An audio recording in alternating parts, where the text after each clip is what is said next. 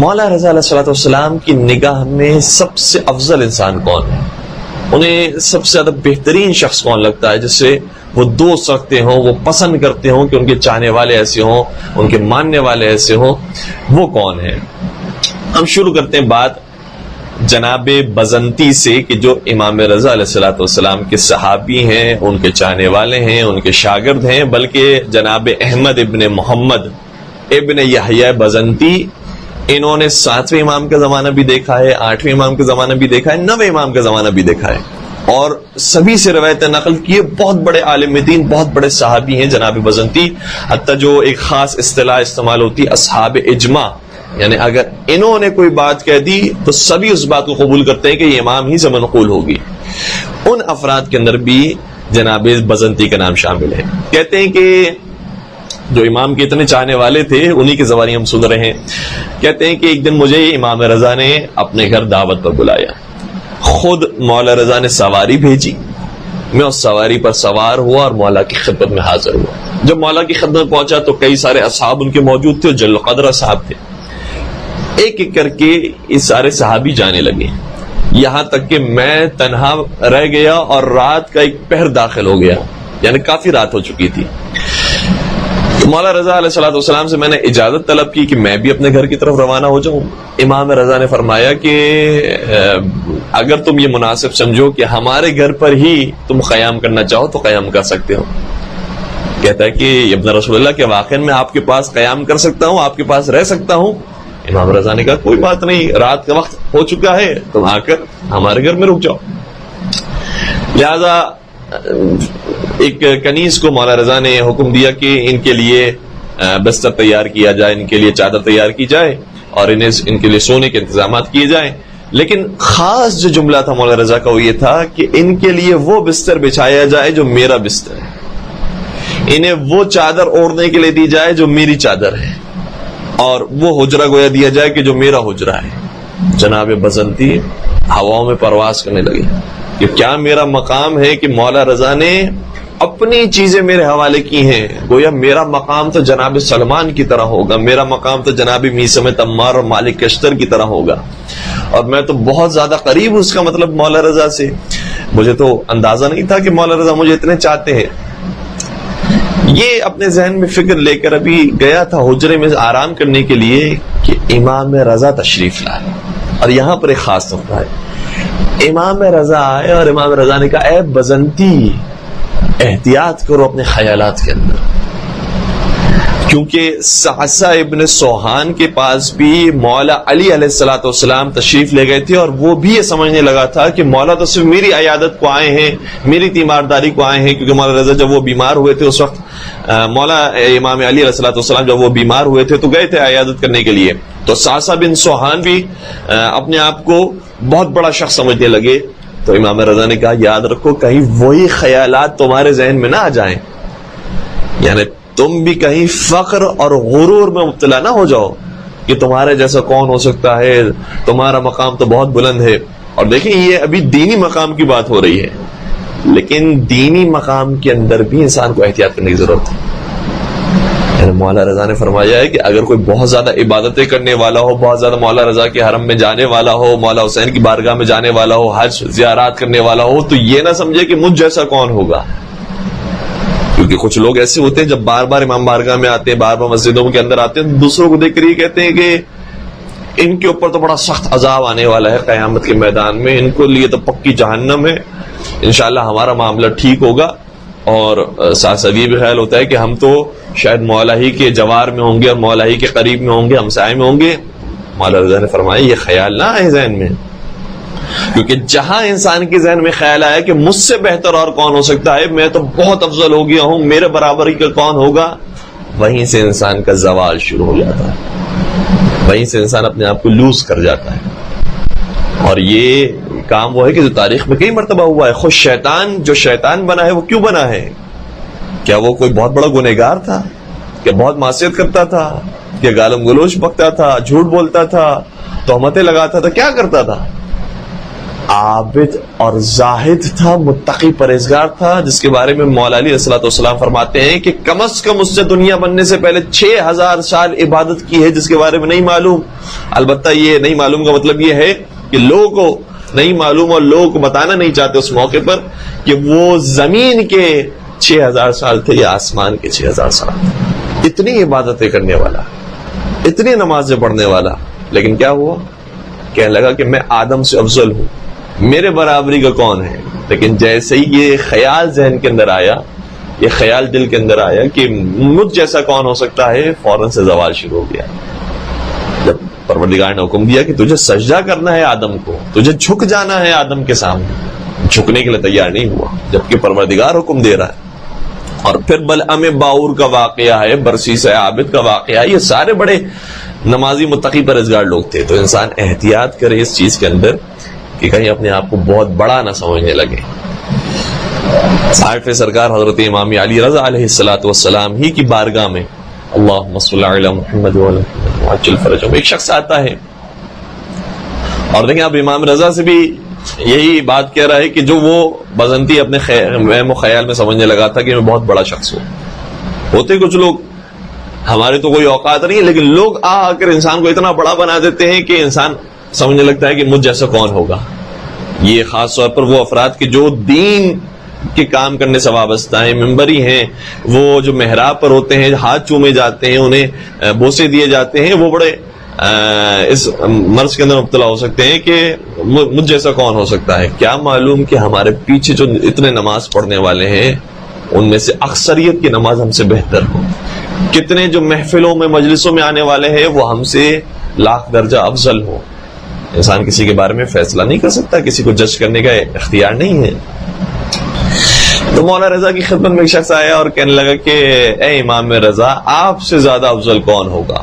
واقعی دیکھیں اب تو مولا رضا ہے، مولا رضا سے افضل تو کوئی بھی نہیں ہے، لیکن پھر بھی مولا رضا دیکھیں تربیت کرنا چاہتے ہیں اس موقع پر بھی۔ جب وہ شخص آیا کہنے لگا کہ آپ سے افضل کون ہوگا؟ آپ کے آبا و اجداد تو ایسے ہیں کہ جیسے کسی کو آبا و اجداد نہیں۔ امام موسیٰ کاظم علیہ السلام سے اگر شروع کریں، پھر امام جعفر صادق علیہ السلام، امام محمد باقر علیہ السلام، حضرت امام زین العابدین علیہ السلام، مولا حسین علیہ السلام، مولا حسن، اور امام علی، مولا حسن چچا ہوتے ہیں، امام علی دادا، اور پھر نبی اکرم تک آپ کا سلسلہ پہنچتا ہے کہ آپ کے آبا و اجداد کی برابری تو کوئی بھی نہیں کر سکتا، آپ کے جیسا اور کون ہوگا؟ امام نے رک کر بڑا خوبصورت جملہ شاہ فرمایا اور سننے والے موجود تھے۔ امام نے فرمایا اگر ان کا مقام بلند ہے اور میرا مقام ان کی وجہ سے بلند ہے تو یہ دیکھو کہ ان کا مقام کیوں بلند ہے۔ ان کا مقام بھی تو تقوی اور پرہیزگاری کی وجہ سے بلند ہے۔ اگر انسان نے تقوی اور پرہیزگاری اختیار نہیں کیا تو پھر اس کا مقام بھی کوئی حیثیت نہیں رکھتا۔ اگر انسان مقام بنانا چاہتا ہے تو وہی کام کرے جو آبا و اجداد نے کیا ہے۔ نبی اکرم صادق اور امین تھے، مولا متقیان، شیر خدا، علی مرتضی، ید اللہ، عین اللہ، سیف اللہ، لسان اللہ، اذن اللہ، مولا حسین علیہ السلام، سرکار سید الشہداء، امام حسن مجتبی، کریم اہل بیت، امام زین العابدین، سید الساجدین، امام سجاد، امام باقر علیہ السلام، امام صادق علیہ السلام، امام کاظم علیہ السلام، یہ سب وہ ہستیاں ہیں کہ جنہوں نے واقعی کردار پیش کیا ہے۔ اگر تمہارا کردار بھی ایسا ہے تو تم بلند ہو، اگر نہیں ہے تو پھر پروردگار آبا و اجداد کو نہیں دیکھتا۔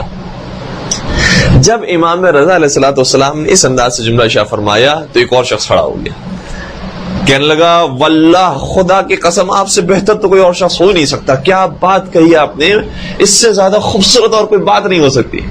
لیکن ہوتے کچھ لوگ امام کوئی پیغام دینا چاہ رہے ہیں، سامنے سے جو جواب آ رہا وہ پیغام نہیں لے رہا، اور اللہ اکبر، ایسے موقع پر جو واعظ ہوتے ہیں، جو نصیحت کرنے والے ہوتے ہیں، انہیں اپنے آپ کو بڑا کنٹرول کر کے رکھنا ہوتا ہے کہ میں پیغام دینے والا ہوں، میں اپنی کوئی تعریفیں کروانے والا نہیں ہوں۔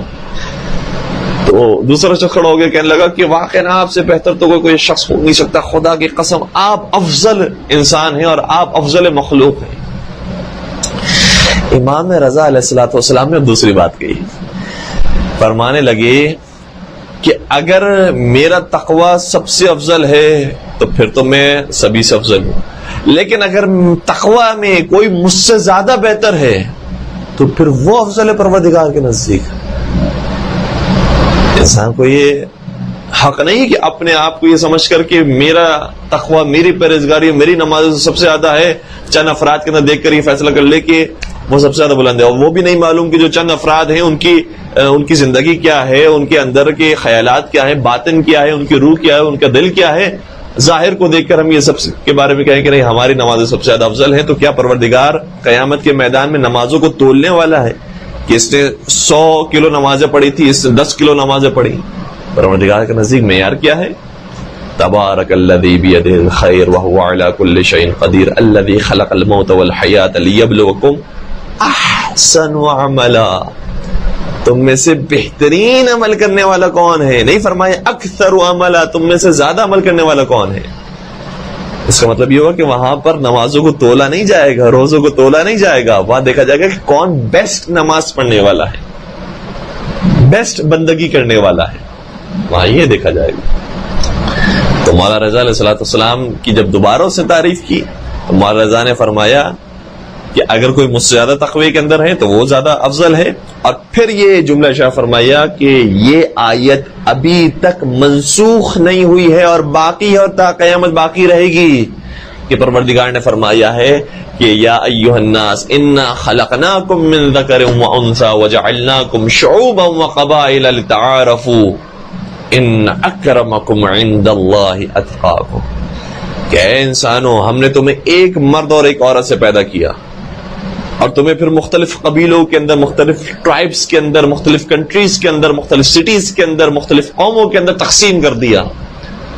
کوئی امریکہ میں ہے، کوئی کینیڈا میں ہے، کوئی یورپ کے اندر ہے، کوئی پاکستان میں، کوئی انڈیا میں، کوئی افریقہ میں، کوئی آسٹریلیا میں ہے.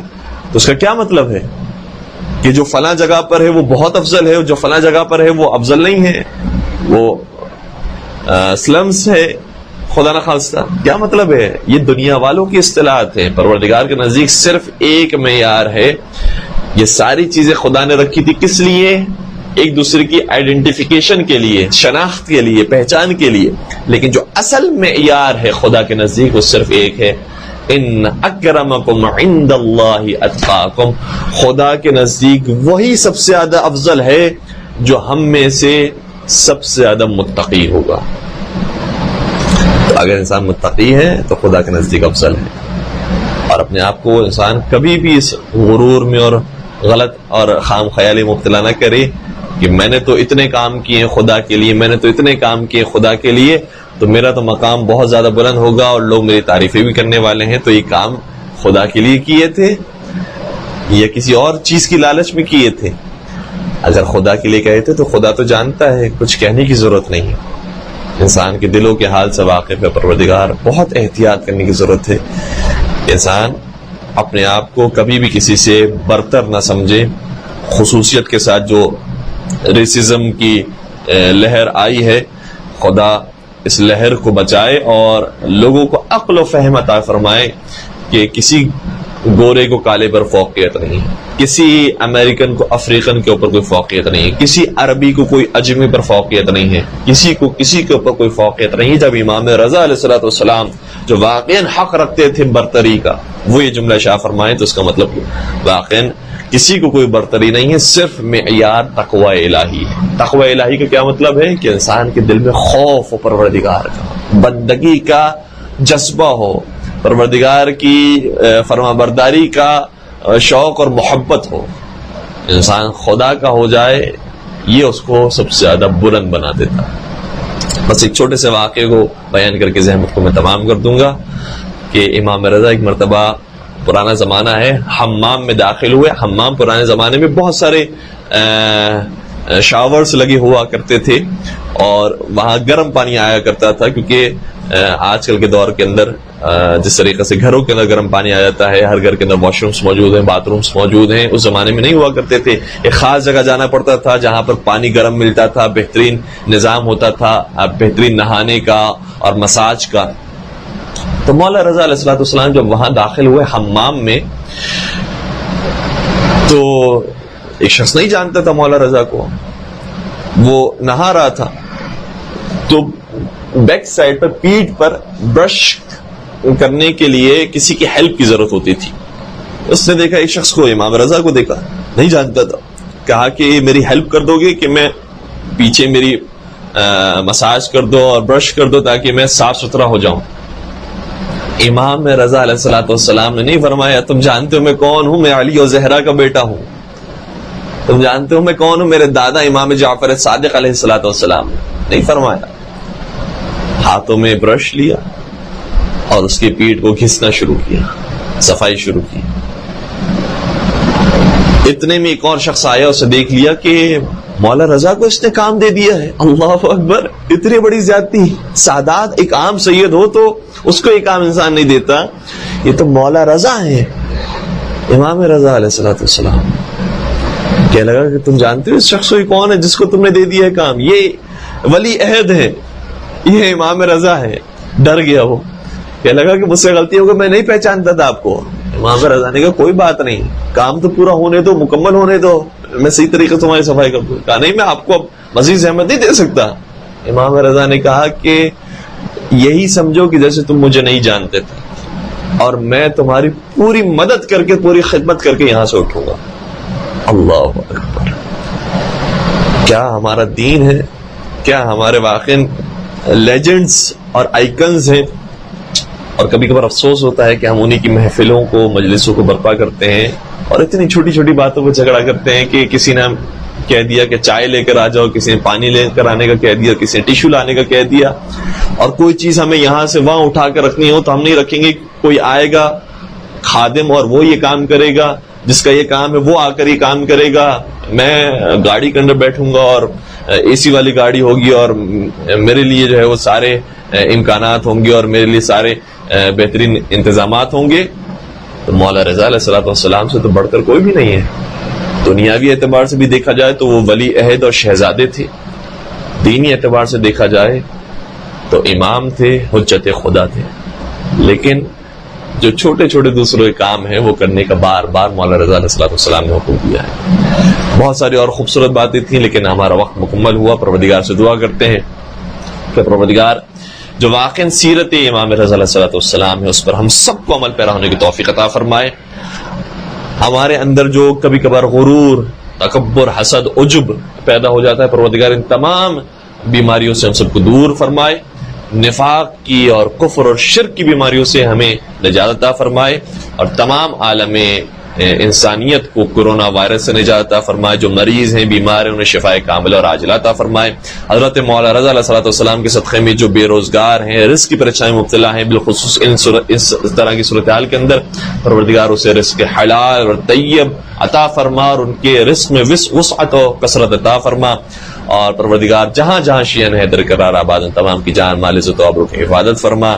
تمام امام بارگاہوں کی, مساجد کی, بالخصوص آن لائن جو مساجد امام بارگاہیں کام کر رہی ہیں, جو افراد کام کر رہے ہیں اور بڑے خلوص کے ساتھ کام کر رہے ہیں, پروردگار ان کے خلوص میں مزید اضافہ فرما اور ان کی نیک توفیقات میں اضافہ فرما. آپ تمام کی بھی پروردگار نیک توفیقات میں اضافہ فرمائے اور اس کے معنوی اور مادی میں اضافہ فرمائے. اور تمام دعاؤں کی قبولیت کے لیے حضرت ولی اثر, حضرت حجت, حضرت قائم آل محمد علیہ الصلوۃ والسلام کے ظہور میں تعجیل عطا فرمائے اور ان کے اعوان و انصار, عاشقین و محبین میں ہم سب کا نام شامل فرمائے. پروردگار جو ہمارے وقت کا امام ہے اسے ہمیں ہمیشہ یاد رکھنے کی توفیق عطا فرما, کیونکہ ہمارے وقت کا امام ہماری زندگیوں سے سب سے زیادہ قریب ہے, ہماری زندگی کو دیکھ رہا ہے. پروردگار ان کے دل کو ہمارے اعمال سے راضی و خوشنود فرما. بہت شکریہ. پروردگار تمام کی توفیقات میں اضافہ فرمائے. ایک درود پڑھ دیجیے گا محمد و آل محمد پر. اللہم صل علی محمد و آل محمد وعجل فرجہم.